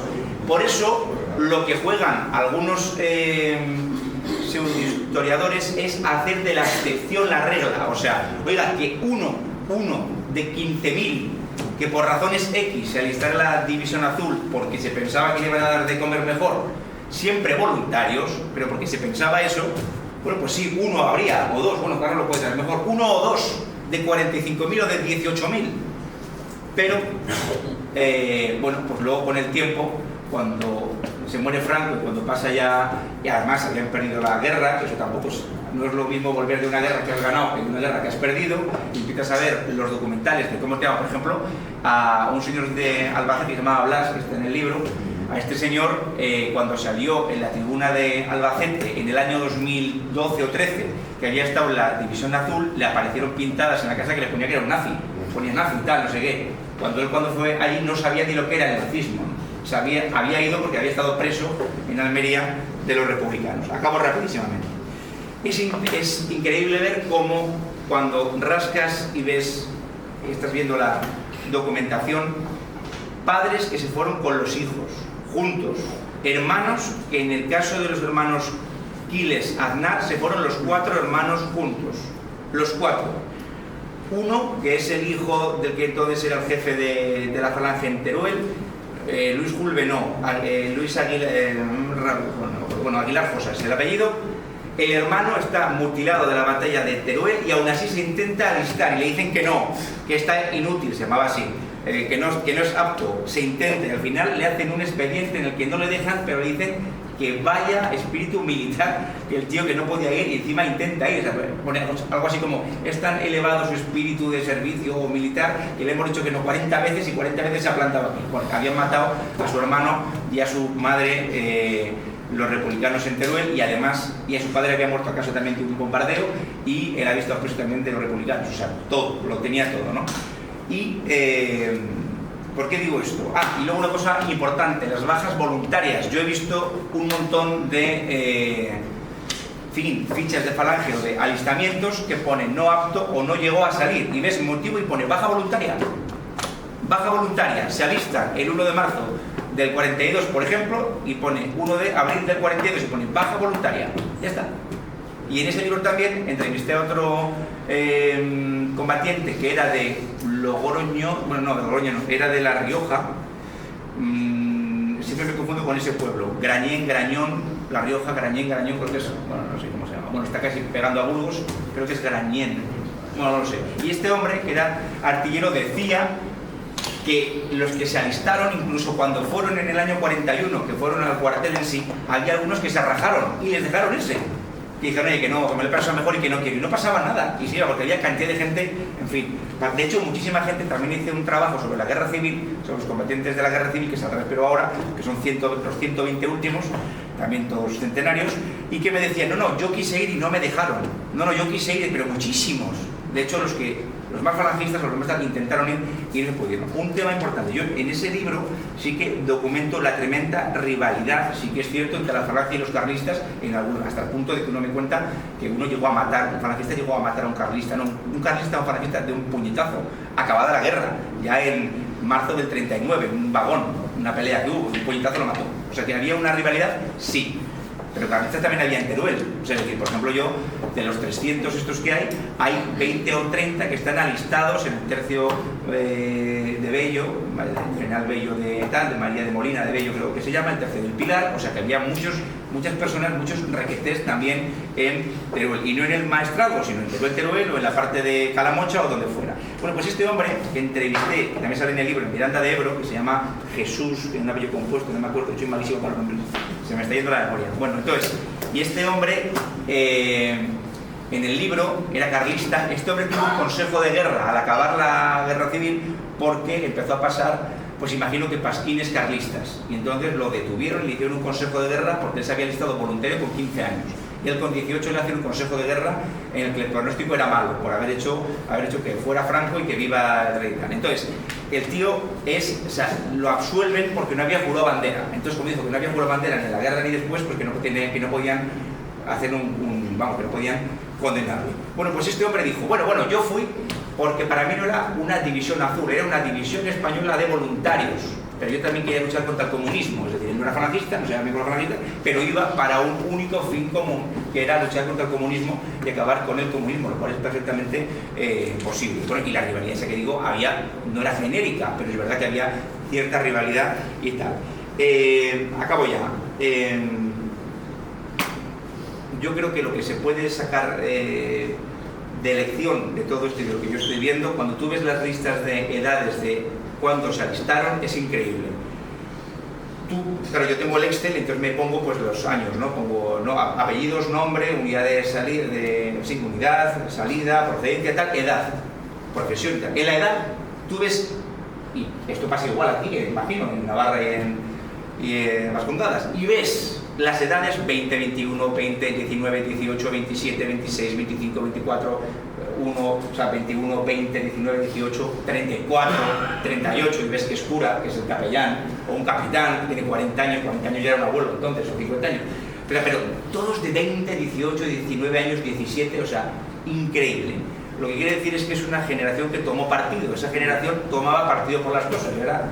Pues la desgracia es que hay muchas personas que no toman partido en el fútbol, por un equipo de fútbol, pero no toman partido en las cosas importantes durante unas horas que yo creo que ahora mismo son trágicas en este país. Pero creo que podemos sacar eso, personas que lo dejaban todo y que se iban a posiblemente morir por un ideal, y eso además es lo que le decía Carlos, ¿no? De que no queremos que volváis, queremos que os llenéis de gloria, ¿no? O algo así, o no queremos vuestra vuelta, queremos vuestra gloria. Bueno, pues eso es lo que era España y los españoles en aquella época, y esto es lo que es España y algunos españoles en esta época. Lo cual quiere decir que ayudar a reconstruir la historia de la División Azul, entiendo que es también ayudar a reconstruir la verdadera historia de España y animar a la gente también a que seamos valientes y a que tomemos partido por el bien, la verdad y la justicia. Muchas gracias.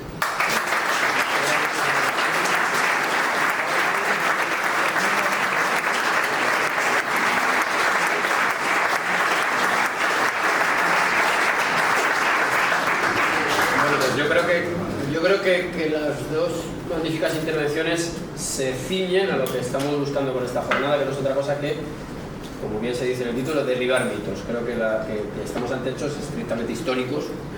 La distancia temporal nos permite mirarlo con la mayor de las objetividades, y creo que el objetivo está cumplido. Yo agradezco muchísimo las intervenciones que nos habéis regalado, que es un regalo. Entonces vamos a abrir un turno de palabra. Insisto una vez más, de manera ya enfermiza y pesada, que seáis breves, que sean ustedes breves, y adelante. Bueno, yo el primero, muy brevemente, los otros mitos, los que se alistan para desertar, Carlos.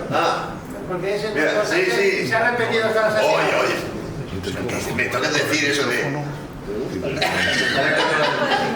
Muy interesante. Porque, Carlos, tú has puesto la versión edulcorada. No. Hubo desertores. Y hubo, por ejemplo, dos desertores, uno que alistados, uno en Bilbao y otro en San Sebastián. El de Bilbao es que me pasa como digo, no me acuerdo. Este había sido capitán del ejército del Frente Popular. Capitán, era militante del Partido Comunista, leonés. Se vino a Bilbao y se alisó ahí. Un tío con una formación marxista correcta. Me refiero de una pintura. Este tiene un libro donde narra su experiencia en la Gulag. Yo creo que es de los que más me gusta. El libro se llama Semiramis, regresando. ¿Por qué me encanta ese libro? Porque él tiene una formación marxista y él lo que está viendo lo analiza en términos económicos, pero dice, Dios mío, si yo creía que venías a un régimen socialista y donde hemos estado es en un régimen esclavista.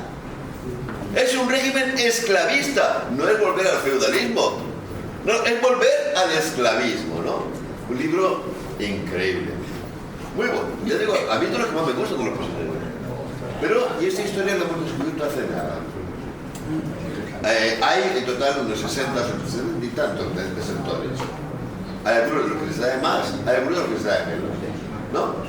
Bueno, hay algunos de los que prácticamente no se sabe más que existieron. ¿Por qué? Porque desertaron y se pasó parte. Y después se le pierde la pista. Pero claro, como somos del género compulsivo, más bien algunos, la gente sigue y están, digamos, huroneando por internet. Y se encuentran una página web ucraniana que cita un informe del Servicio de Contrainteligencia Militar ruso sobre un desertor español. Y da el nombre. Hostia. Este tío, del que no sabemos nada. Y cita el informe como prueba de su gran trabajo que lo han detectado. Es un desertor, pero ellos lo detectan, lo califican como agente provocador enviado por el espionaje.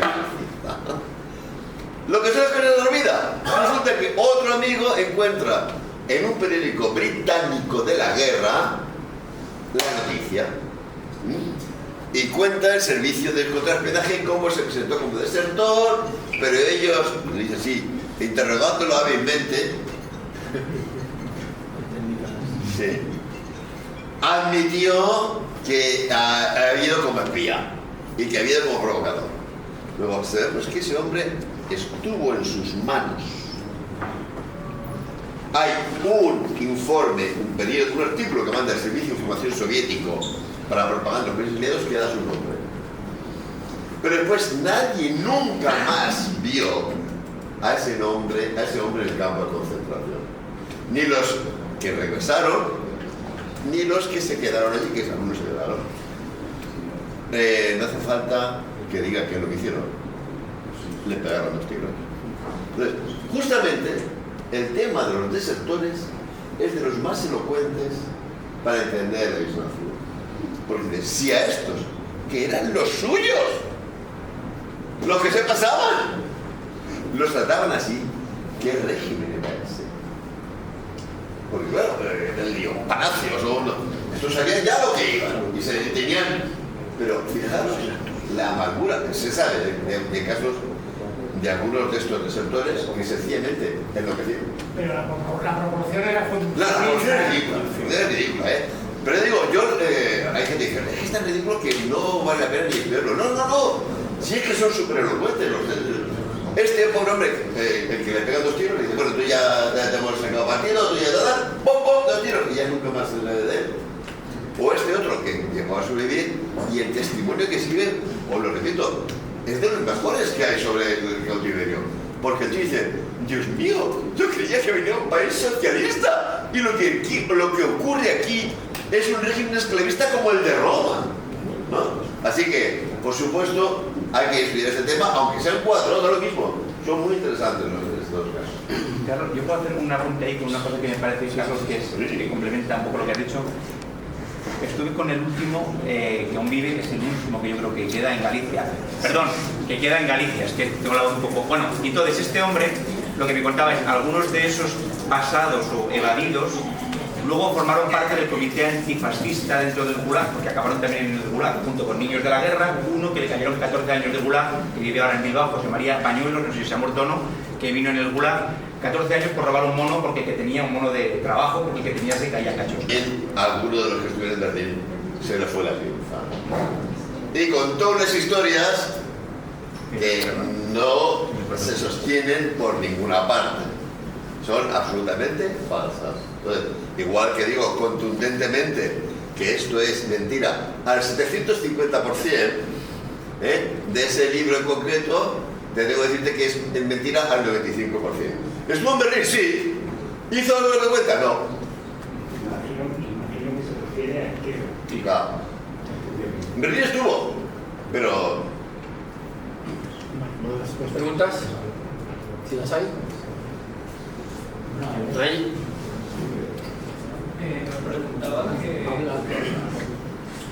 Me preguntaba si cuál fue la motivación o lo que motivó a algunos legionarios ya cuando la legión fue desmontada y la situación en Alemania, tanto como en la guerra, se fue cautizando y todo se fue desborrando poco a poco. ¿Qué fue lo que motivó a ciertos legionarios, una pequeña minoría, a seguir en el frente combatiendo junto a los alemanes ya cuando todo estaba tranquilo?